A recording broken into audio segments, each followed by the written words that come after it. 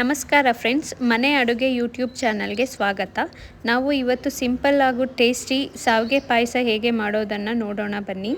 ನಮಗೆ ಬೇಕಾಗುವ ಸಾಮಗ್ರಿಗಳು: ಹಾಲು, ಅರ್ಧ ಲೀಟ್ರ್ ಹಾಲು ತಗೊಂಡಿದ್ದೀನಿ ನಾನು ಇಲ್ಲಿ, ಹಾಗೂ ಶಾವಿಗೆ ಹಾಗೂ ಬೆಲ್ಲ, 2 ಟೇಬಲ್ ಸ್ಪೂನ್ ತುಪ್ಪ, ಬಾದಾಮಿ, ಗೋಡಂಬಿ ಹಾಗೂ ಏಲಕ್ಕಿ ಪುಡಿ.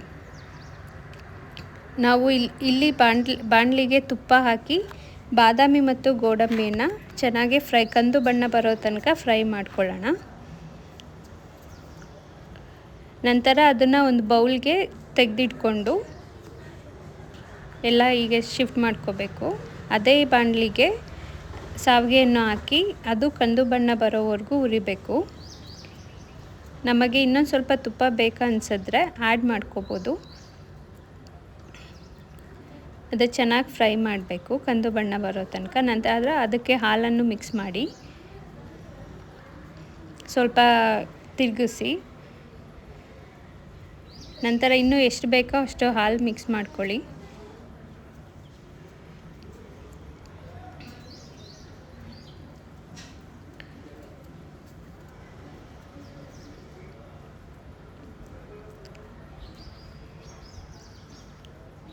ಆ ಶಾವಿಗೆಗೆ ಎಷ್ಟು ಹಾಲು ಬೇಕೋ ಎಷ್ಟು ನೋಡಿ ಹಾಕ್ಕೋಬೇಕು.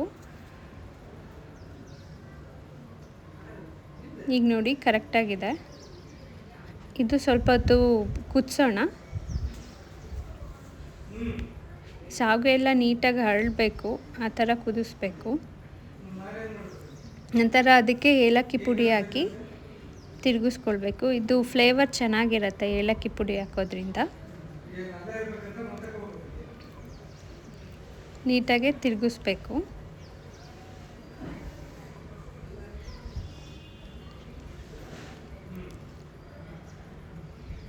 ಸ್ವಲ್ಪ ತಿರುಗಿಸ್ತಾ ಇರಬೇಕು, ಇಲ್ಲಾಂದರೆ ತಳ ಹಿಡಿದ್ಬಿಡುತ್ತೆ.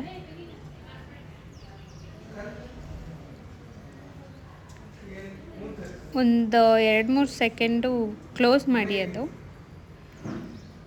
ನಂತರ ಓಪನ್ ಮಾಡಿ ತಿರುಗಿಸಿ. ಜಾಸ್ತಿ ಹೊತ್ತು ಕ್ಲೋಸ್ ಮಾಡಿದ್ರೆ ತಳ ಹಿಡಿದ್ಬಿಡುತ್ತೆ. ನೋಡಿ, ಇವಾಗ ಎಲ್ಲ ನೀಟಾಗಿ ಶಾವಿಗೆ ಎಲ್ಲ ನೀಟಾಗಿ ಹರಡಿದೆ. ಇಷ್ಟಾದರೆ ಸಾಕು. ಇದಕ್ಕೆ ಬಾದಾಮಿ ಪೌಡರ್ ಆ್ಯಡ್ ಮಾಡ್ಕೊಳ್ಳಿ.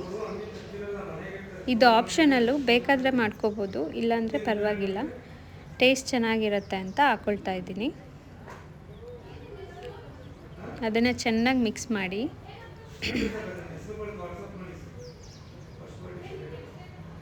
ನೆಕ್ಸ್ಟು ಕರೆದಿಟ್ಕೊಂಡಿದ್ದು ಬಾದಾಮಿ ಮತ್ತು ಗೋಡಂಬಿ ಹಾಕ್ಕೊಳ್ಳಿ.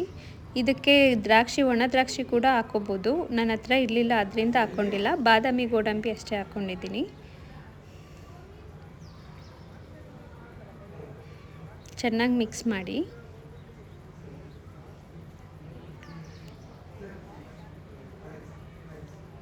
ಆ ಪಾಯಸ ರೆಡಿ ಆಯಿತು. ನೋಡಿ ಎಷ್ಟು ಚೆನ್ನಾಗಿ ಬಂದಿದೆ, ರೆಡಿಯಾಗಿದೆ. ಒಂದು ಬೌಲಿಗೆ ಹಾಕ್ಕೊಂಡು ಟೇಸ್ಟ್ ಮಾಡಿ, ತಿನ್ನಿ. ನಿಮಗೆ ನನ್ನ ಪಾಯಸ ಇಷ್ಟ ಆಗಿದ್ದರೆ ಲೈಕ್ ಮಾಡಿ, ಶೇರ್ ಮಾಡಿ ಹಾಗೂ ಸಬ್ಸ್ಕ್ರೈಬ್ ಮಾಡಿ. Thank you.